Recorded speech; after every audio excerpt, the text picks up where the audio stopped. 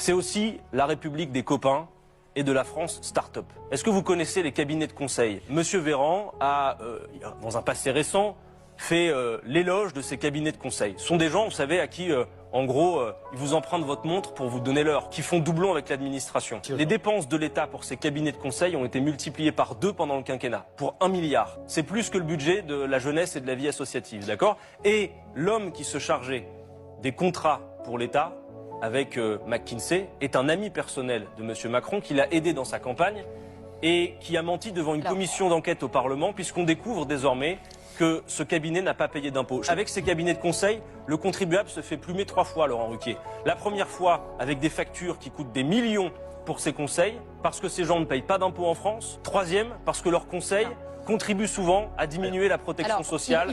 Mais vous saluez tout le monde, sauf quand c'est dans le privé. Les gens sont compétents, on se sert des compétences. Le problème n'est pas que ce soit privé. Puisque vous dites qu'ils sont utiles, quelques chiffres pour les téléspectateurs parce que c'est l'argent public. Le cabinet Boston Consulting a été payé par l'État 558 900 € pour l'organisation d'une convention des managers de l'État qui n'a jamais eu lieu. Autre exemple, McKinsey, près d'1 demi-million d'euros, 496 000 € pour une prospective sur le métier d'enseignant qui n'a donné absolument rien du tout. 4 millions d'euros à McKinsey pour adapter l'administration à la baisse des APL. Ça veut dire que les contribuables français payent ces cabinets de conseil privés américains qui ne payent pas d'impôts en France pour qu'on puisse aider par exemple à gérer la baisse des APL. Vous ne pouvez pas laisser imaginer, vous voyez, c'est ça.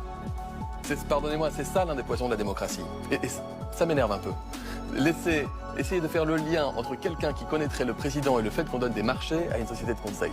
Je suis désolé. C'est étonnant que cela vous offusque plus que le fait que ce personnage, qui est un ami de M. Macron, a menti devant une commission à l'Assemblée. Vous valez mieux que ça, j'en suis convaincu. Ça, c'est voilà. Quand vous n'avez plus d'arguments, c'est votre joker.